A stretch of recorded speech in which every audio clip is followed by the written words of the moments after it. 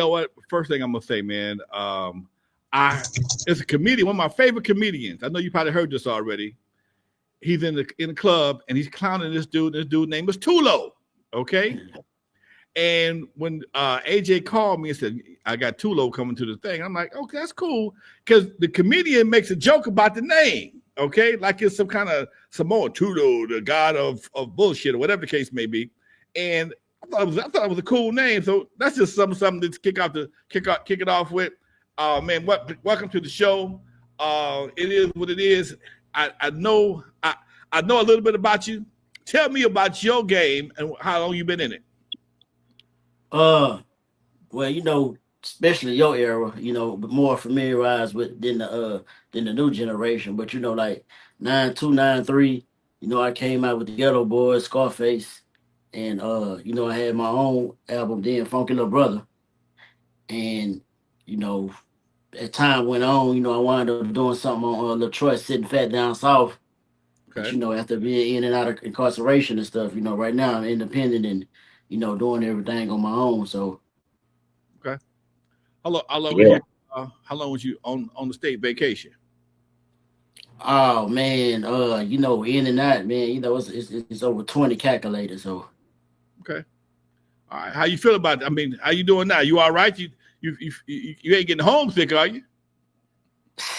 oh man, no man, I'm super blessed, man. Like I tell everybody, man, as long as I'm free and able to get up the next morning and go to sleep, with all six of my sisters, ain't too much more I ask for.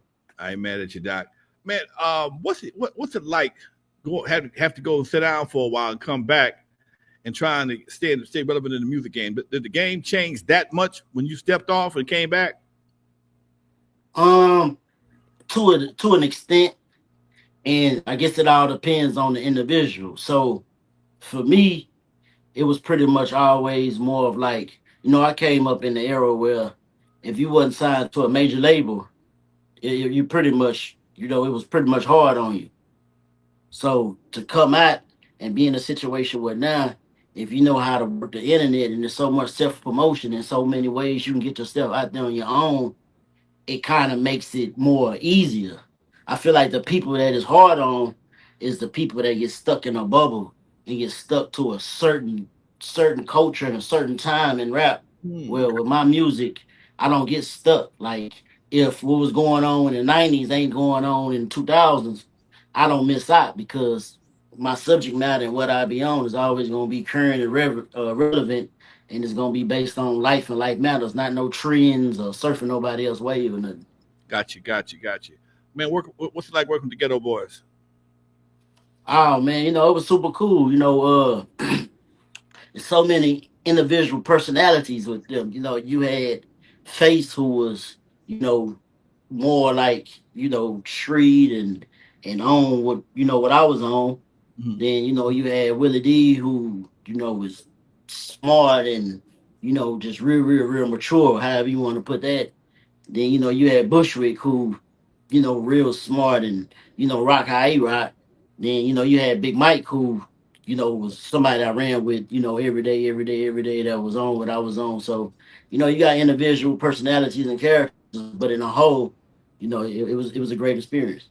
What was your biggest song with the Ghetto Boys? Bring it on. Okay, okay. We're looking out. that was Dusty. huge, man. That song was huge. That was the Scarface specifically, right? Nah, that was on that. I thought he asked me about the Ghetto Boy. That was a on the Ghetto Boys to Death Do Us Part. That was like an Mm. introduction. That was like an introduction for all the artists that was on the rap a lot. So it was like a cult, like a posse song where everybody just went on there and did their thing. Okay, Dusty, go ahead. Yeah, man. I would love to discuss, your early time in the industry. Back in the early '90s, kid acts were really big. I mean, Crisscross was blowing up, Another Bad Creation, the Youngsters. I mean, the list, kind of goes on and on. Everybody at that time seemed to be trying to grab a kid act. Can you talk to us about that aspect of the game? How you felt being this, young 12-year-old cat out there and your experiences back then?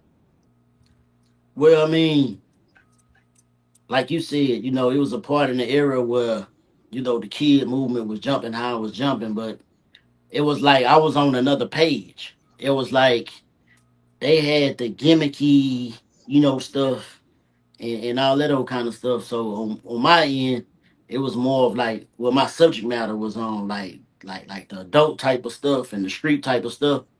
I think it was pretty hard for people to like grasp because it's like unless you just from that type of environment, it was like hard to relate to having a kid talking about and saying the type of stuff that I was saying.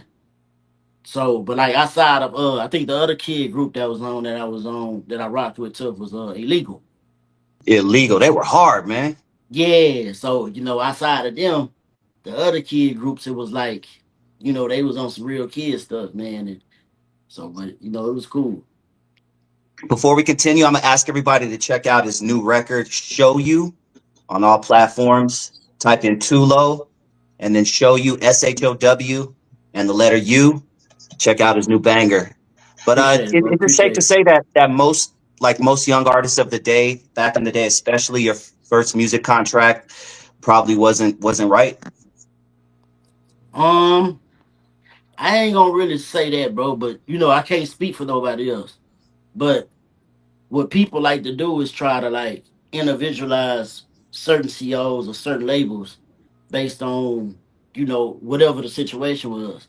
But like in the music industry, it's a standard contract, and under that standard contract, what people don't understand is like, say for instance, if I'm the CEO and I'm gambling on you and your career and I'm putting up $1 million, it's not no. I mean, when you think about just doing business, when you invest in hoping to at least make double or more. So when you invest in this kind of money and you got money going in all these different places and all these different areas, and the way that it's broke down, it end up what it end up to. So I can't speak for how people that's selling millions and millions and millions of copies and all of those stuff feel about their contracts and their record situations. But I know being signed to a label and I'm not coming out of pocket or nothing. I'm just having my career being gambled on. I mean, it's only so much you can be mad about. Yeah, that is kind of wild, Doc. Because when when you play both, like I'm one of the cats that play both sides of the fence. I'm the label and the artist, and it's real. It can be tricky because as a label, you have all the financial responsibility. You got to get your money back, get a profit, and then be prepared to pay other people, plus pay the artists. And contracts they lean to the art to the label big time, and you very seldom going to find an artist is happy with their label. You ain't Yeah. gonna you very seldom. And when the game is structured, it's just how it is, man.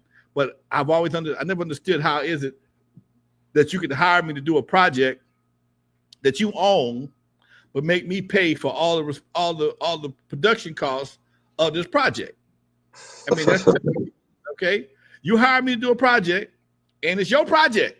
Legally, it's yours. I can't do a damn thing with it, but it's my responsibility to pay you back all your money, and I pay your money. I pay you back your money with my royalties, not your money. Okay, so it's a cold game, Doc. It's a very cold game. Yeah, and by you being on both ends, I guess you understand it better in the way that I'm trying to explain it because especially in that era.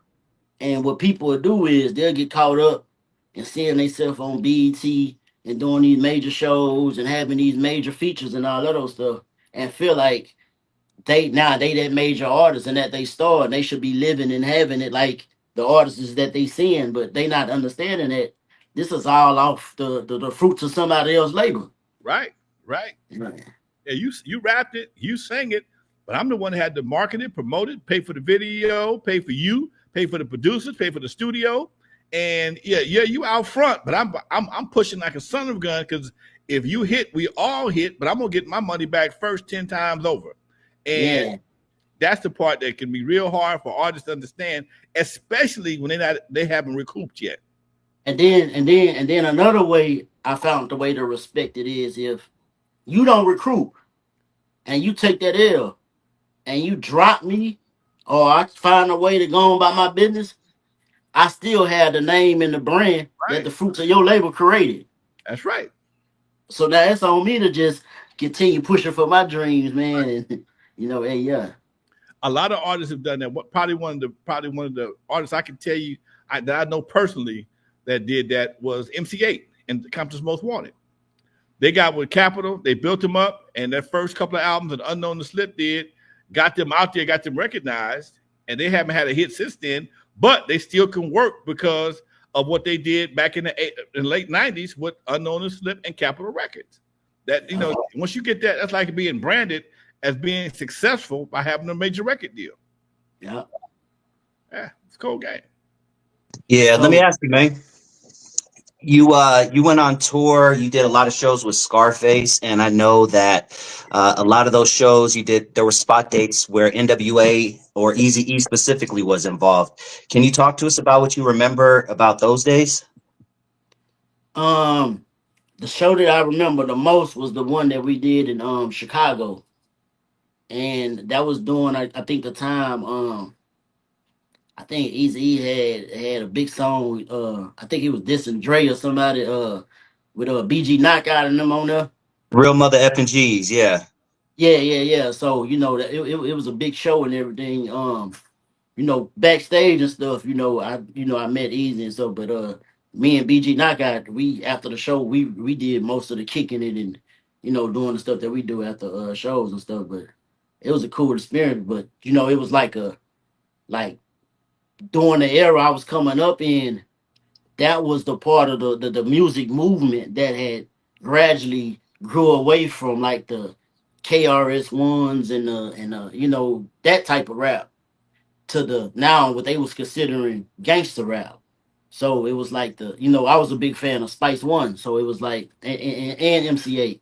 So and I got a chance to go on a show, Gangster Chronicles, but so it was like N.W.A, Ghetto Boys, Spice One, Tupac was coming up and all that stuff. So it was right around the time of that era. So it was a cool experience. What about Face, man? Can you talk to us about Face? What was, he's a legend, one of the GOATs, top 10 in a lot of people's list. Talk to us a little bit about Face, man.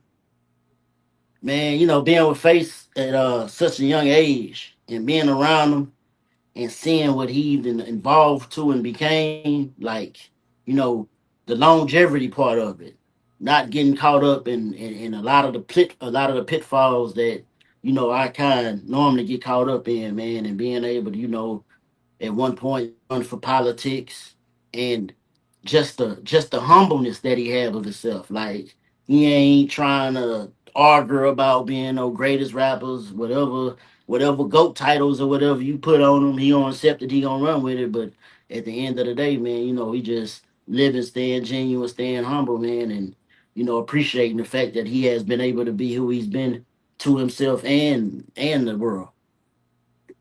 That's a good outlook, Doc. Legend, man, legend. Let me follow up real quick. You were 12, 13 on the road, and you mentioned in other interviews, this is why the only reason I'm bringing it up, but you mentioned in other interviews that older guys around you on tour at the shows were encouraging you to, do your thing with older women, knock them down. You mentioned you were doing certain substances back then with a bunch of adults. In reality, you were an underage kid. Do you think that society would have looked at your story differently and been more upset if instead of a 12-year-old boy, you were a 12-year-old girl doing those things? Most definitely. I'm talking about to the fullest. That's like night and day. So it definitely wouldn't have been accepted. It definitely would. And the closest thing that I can compare it to now that we have all this internet stuff, it's like the Little King situation. The dude that was running with finesse two times and hustle Oh, break it cartel. down for us. Break it down for us before you go on. Okay, so it's like with the Little King situation, the way that finesse two times and hustle cartel was like, I guess the way The people look 9-year-old at kid, it. right? Yeah. Exploiting him and having him involved in all the stuff that he involved in. You have different perspectives on how people look at it and take it. So I feel like in my situation, if internet would have been how it was then, it'd have been the same thing. But when you throw your spin on it, the narrative of it, if it was a female, There'll probably be a whole bunch of people still in jail and Yeah. and yeah, all that old kind of stuff. So yeah, it's definitely a whole different picture. Yeah, now we got to go back to the situation, man. I got to ask, how did you manage to shoot yourself? Allegedly. Allegedly. Also, that's right. You can't even shoot yourself in this world. You can't. Yeah. So Allegedly. that so it's like no matter how I spin the topic, you know what I'm Okay. saying? You're gonna have people to believe a certain thing, then you're Right. gonna have another you know what I'm saying? So it was a lot of people feeling like, man, you still on papers, yada yada yada yada yada. So my thing was like, what I was explaining to my dad was like, you got your podcast up and coming. No matter how successful it is, that people only buy into clickbait. Okay. So you can have all the most positive stuff. You can talk on there about all the most educational stuff and drop all the jewels and might only get 100 likes or views. But if you have something that people can really like, something very negative that people can really just clickbait and draw on to, there's no telling where to take it, man. So understanding that when it comes to the internet and stuff, man, with AI, with just ways to create content, man, it's like you use your imagination, man, and try to make the best of it. Yeah, I understand that. I understand. I'm about to Yeah, shoot. for legal reasons, we won't go too deeper into that. It sounds like, right? I ain't. I ain't glad. We gonna leave it right where. Exactly. Okay. I ain't. Content creating, man. Y'all stay supporting everybody. They got podcasts, doing music, man, and stay tuned in, man. We love Yes, y'all. yes, sir. All right, Doc. Yeah, We got about another. I will keep for 20 minutes. We just hit the 20-minute mark. We got to cover some more stuff, man. Glad you stopped through. I appreciate it. man. Love to you, Doc. Always. Thank you. And one more time, make sure you guys check out his single. Tell them what it is and tell them where they can find you. Oh man, you can find me on all social medias, man. OG #2 LOW, man. The new single and a whole bunch of more new music on all streaming platforms, man. But the one my boy just spoke of called Show You, SHOW, the word you. Follow me on the #2 LOW, man. All streaming platforms, all social sites, man. Let's run it up. Too low. Man, thank you, brother. All right, peace. All right, folks, that was Too Low out of Texas. Allegedly, my brother supposed to shot his allegedly. There's a billion views out there, but allegedly he did.